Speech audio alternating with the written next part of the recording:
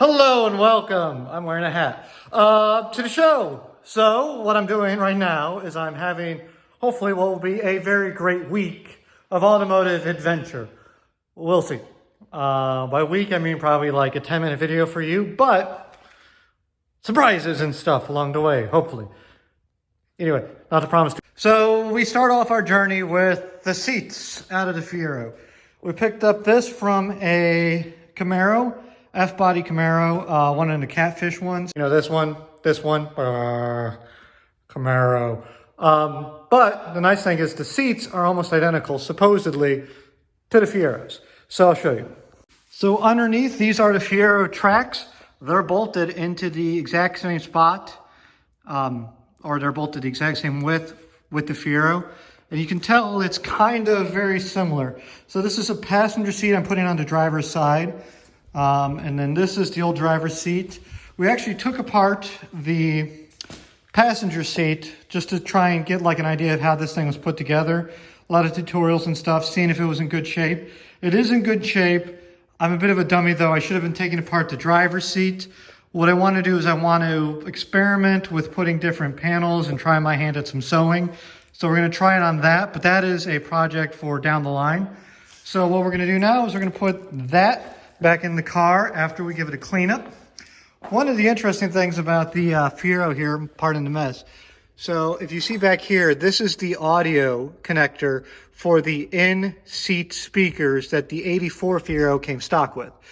But this is an 85, you say, with an 87 engine, and these are actually 88 seats. Well, these two are 88 seats, that's a 94 seat, but regardless. So it's interesting that that connector's still there. So I'm going to work on trying to get something else in there because they did eventually move speakers to like up in here on the Fieros, but this one doesn't have it. So all I have are my two real super stained, ignore the mess here. All I have are my super stained or dry sun damaged grills right here with a couple of shitty old speakers in them. So we're going to try and experiment back here first. We're going to get to that again, hopefully later in the week. But we checked the fuel pressure using the wonderful world of Harbor Freight. So we got the Harbor Freight fuel pressure tester out yesterday, ran it. Pressure was good. So that means I don't need a new fuel pump.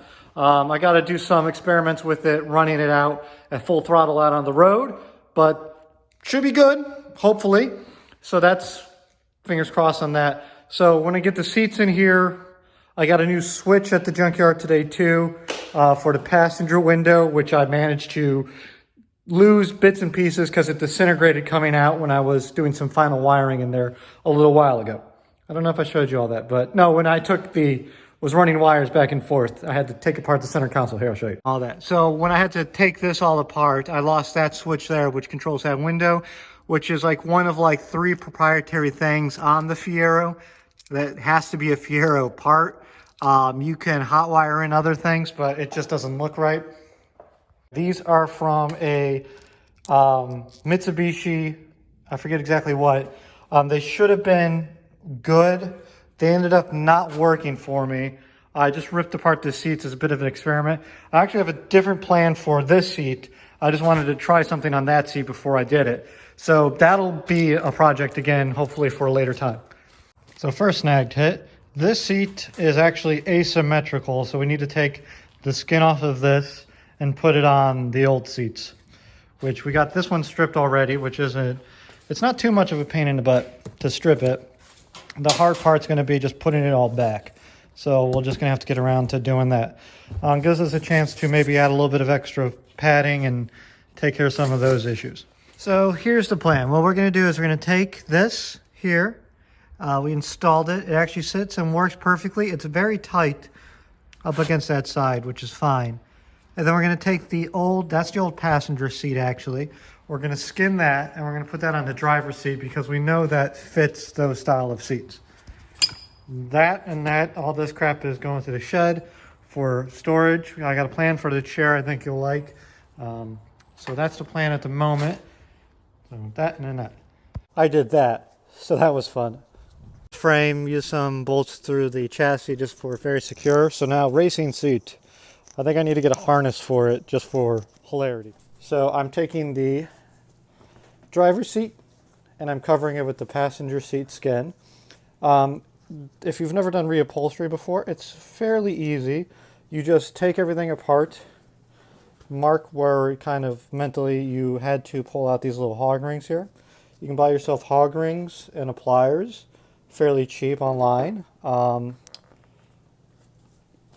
This is going to be slightly problematic because there's a hole here on the passenger side for the lever that doesn't exist on the passenger side or driver side, but because that'll be up against a firewall, no one's ever going to see it, or the middle hub, it's fine.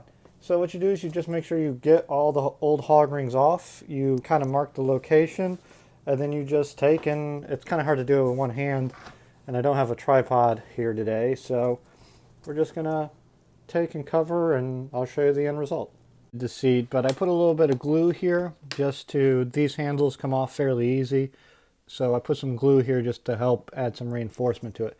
This one actually hasn't come off, which is good. I'm missing this side plate here, which is unfortunate, but whatever at this point. But we got everything done and put back together. I'll show you that in a second once that glue dries. But if you've never seen hog rings, I'll try and show you. Fairly simple. You just take and you put the thing in here. You pinch the two pieces together, and then you just squeeze like that, and it comes around and it just connects these two bits together. And then the more you squeeze, the tighter they get. And then, see, it's hard to get this here. If you squeeze too hard and you don't have anything back in it, you can get these little flyaways, and that might poke you into tuchus, which you don't really want. So you just got to be careful about making sure that doesn't happen. Come on, focus. Focus. It's hard because it's silver. There we go. You see like the little flyaway? Here, that's a good view. So if you don't have anything in between, that can be an issue. So you just got to make sure when you have it tight, as long as those two teeth are past each other, you don't really squeeze it much more. Otherwise, you end up with these things poking out. Like on the underside here, not so much of an issue. You know, maybe when you're reaching under here to find like a taco or something you dropped. But if that's underneath your tuchus, that's a bad day.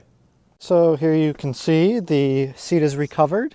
You can see there's no more rips. I still got to shampoo it, clean it up a little bit. It's still a little grody, but it's a lot better shape than it was. There's no more side rips. There's no more, getting in there. There's one little rip over there. You can see. It looks pretty good. It's a little wrinkly, but I like it. You can see the Camaro seat is a little bit nicer than this seat, but I figure A, that's a bit of more of a pain in the butt to put that over here. B, I can always find another one of those at some point. That one's in good shape. It's got one little cigarette burn right there, but it's been cleaned up since.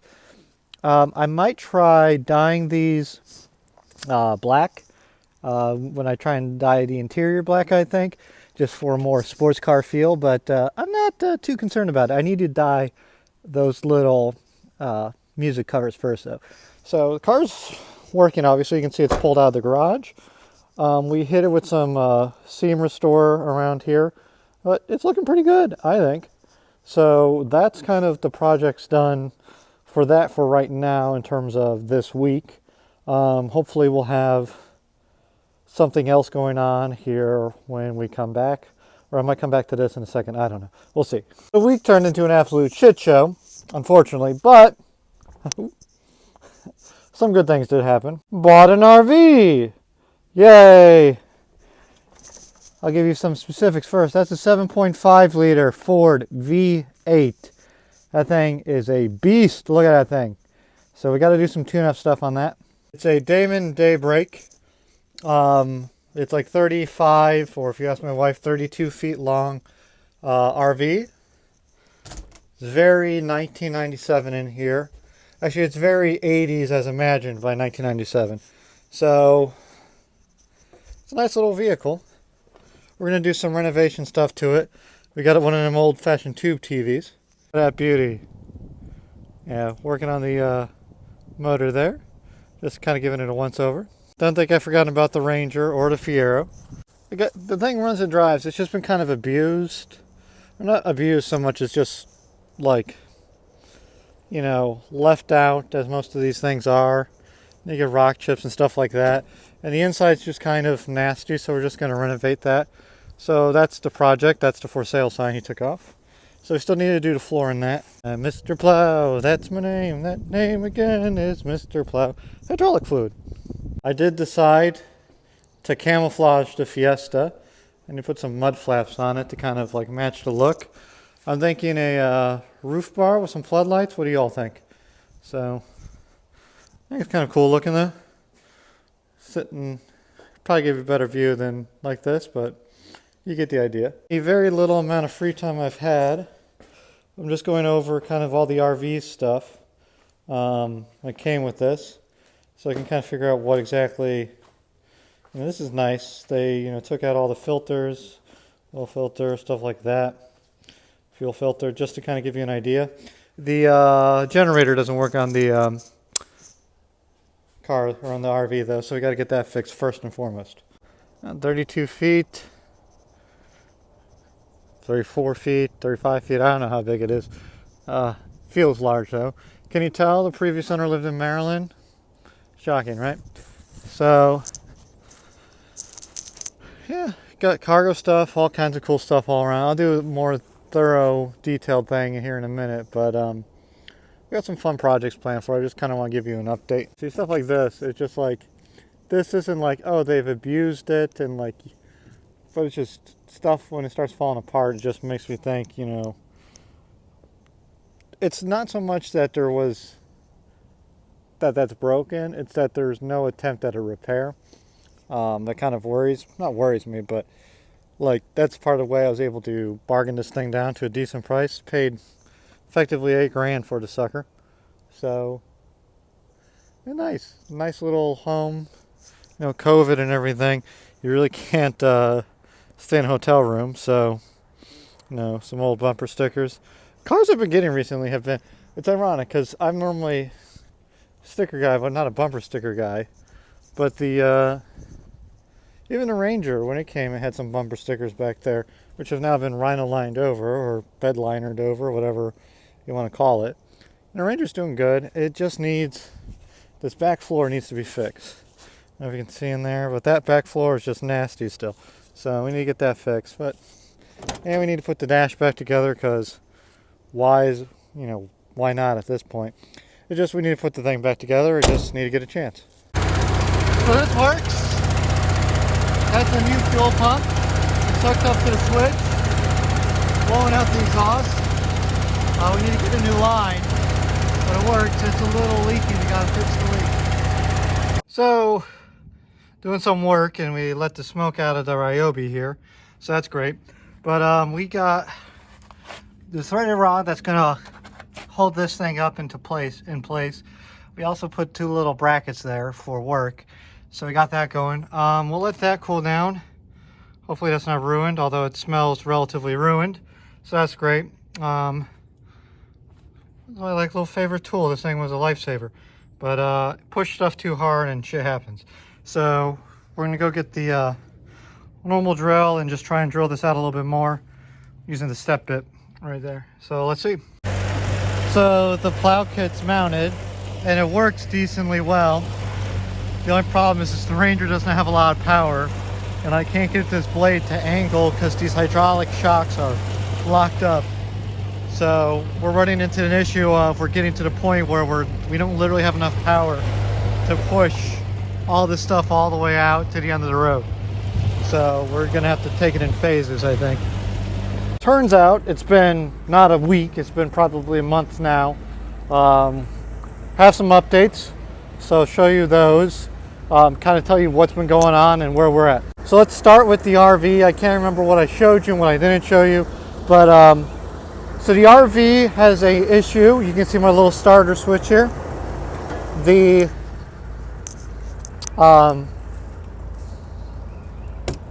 you can see all the snow melting off the top of it. So I can't tell if it's the ignition switch or like the relay down here, but one of them's going bad. So we just got to get out here occasionally and just get everything to charge in here. We're still working on the generator. So the issue with the generator is there's a fuel line. I'm not going to crawl underneath the RV right now, but I'll show you the best I can. So, and what we did. So this generator, this thing being kind of old and obscure, that little plug right there, or that fuel filter right there, I'm holding this up with two hands, or fuel pump, is hooked up to a soft line, and that soft line goes all the way back to the end of the truck here using soft line. So because of all that soft line, what we're dealing with is, I don't know if there's a hole in there, or if there's a hole in the pickup, or if we're just not full enough for this thing to get fuel from it yet, or if this just isn't priming. So we kind of got to figure that out, but we did get it to run on gas off of an external tank, which I'll show you now. So this works. So we know it works and it runs and it operates. So we just kind of come out, or I come out and I just get this thing charging. You can see some point there's probably leaks up here, stuff like that. I can't tell if that's from getting the windshield replaced or not, but we're just going to let this charge. We're going to put in a bypass switch for this inside. We already cut some wires up for it. It really doesn't make much sense to me not to do that. We got probably put some coolant, spark plug, stuff like that in it, but we're just going to let this run for a minute. So the other thing we did, we got like 6 inches of snow here. Not that you can tell with how it is now. Maryland weather be crazy. But we attached a snow plow to the Ranger. We actually ordered a better winch than that off of Amazon, but it got lost in shipping somewhere. It was supposed to be one of those things where it showed up the day of, and it never showed up. So that was fun. I'll try and walk you through this, because this was a fun project, but it had to be done like within a day. So I really wasn't able to record. Kind of see the cluster of wires we got going on in there. This is right now hooked up to the battery charger just to keep it fully charged. We're going to move that over to the RV here in a minute, but you can see that cluster. Hold on, let me put the prop up. So don't wire like I wire, but basically we needed lights up front for the nighttime. Also, this is my little magnetic pickup here with the red cup, because when I back out from here, I want to make sure I can see this, and this is just below the line of sight for me, so that's an issue. So that's what that is, in case you're wondering. But basically, we wired this up. This is to take off down there to the control box, goes over there, and then it comes back up here to ground. We had to put a better connector here. This was actually starting to go anyway, so that was not a big issue to deal with. Everything is fuse protected here, which is nice. The problem is that it's all kind of just dangling in here, which is not great. So we'll clean this up here soon. But as you can see down here, what I ended up doing is I ended up bolting these to the bottom of the frame rail. I put a big old piece of threaded rod through, and this is the point on which the whole thing flexes, because it's a little bit wider. You can see right there, it's a little bit wider between the frame rails than the actual thing is, and I wanted this to be sacrificial. So if this hit like a big block of ice or something and it wasn't able to move, all of that would break off before there was any damage to the frame rail. So that's why we did that. This has already been involved in an accident at one point. You can see that's tweaked right there. You can see here where I put the bolts through up top. That actual original piece of steel was not strong enough, so we had to go out and I bought a piece of angled iron and put it over, because again, when we got told that there was snow, I went out and I bought that metal offline, and I bought another piece of box frame that was 2 inches by 4 inches, and that didn't arrive in time, so had to go with what was available at the local home supply place. If I had to do this all over again, there's a couple of things. A, these struts are frozen in place, which means this whole assembly is frozen forward, which means when I push all the way down to the end of the road, this thing gets stuck quite a bit. So that's an issue. This not being four-wheel drive, I really can't reverse it, so I had to use the RV a couple times and literally just attach a tow rope to the back of this, get the Ranger all the way down to the end of the driveway, bring the RV in and rescue it, which is nice to have that option. Yeah, and it's fairly easy to do this stuff. So the plans for the future is we're going to put a better piece of box frame in here. We're also going to make like a grill guard just because we have the capability now. We'll probably have to upgrade this because this thing is not having it. It likes to get tangled. I'm not in love with it, so we're probably going to put a synthetic line in there because this steel braided line scares me. And we're going to remove these as well. We're going to take it and just angle it because I don't need pneumatic control for what I'm doing with this. Again, all I'm doing is I'm trying to clean off the driveway and I'm trying to go down there and push off all that stuff. So it just needs to be able to do that. We're also going to make a little rig at some point. Oh, you can also see. So that's my casters. Those things, yeah, don't really work too well. So I got to come up with some better skid for that. The Ranger, I'm not going to crawl underneath it right now, but fuel pump, there's a low pressure fuel pump there. There's a fuel accumulator here that should have a filter in it, but the thing is gummed up right now. That has a fuel accumulator / filter, and that goes to a high flow pump. So we replaced the pump over here. We're still getting it a hard start. So what we're just going to try and do is just replace that fuel accumulator and filter and see if we can just replace the filter. If that doesn't work for us, we'll just go ahead and we'll get the pump. We'll just replace that with a newer style filter, because when I originally ordered the fuel pump for this, or the fuel filter, they sent me this, and this is not the right piece. So that actually wants to fit into this slot here. You can see the connectors on each side. This probably actually was supposed to stay with the piece that's in there, so it might be leaking a little bit of fuel looking at that now. But you can just see like the rust and like the surface pitting on all this stuff. So this needs to get replaced or just fixed up. Like you can see, that's what it's supposed to look like. That's what it does look like. You know, we got clean metal at home, the clean metal at home kind of thing. So the actual fuel filter is in here. Give me a sec. This sits in a little bowl inside of the Ranger, and this is between, like, imagine a little container for this, between the fuel tank and the fuel pump. And that's kind of the issue we have, is that doesn't work with, you know, obviously with this. So we might replace the whole fuel pump assembly. So I'm glad I have this. We're just going to have to play around and see what works and what doesn't. I haven't touched the Fiero in a little bit, as you can tell from all the stuff here, getting ready for the snow. And it was January, and I work in DC, so as you can imagine, it's been hell, honestly and truly. So yeah, there's a lot more I can say on that, but I'm not going to say it now. But yeah, there we go. So yeah, it's been an interesting time. Back in the RV, one of the been watching a lot of YouTube, like this is how I fix up my tiny house stuff, which very fascinating. Go watch that stuff for inspiration.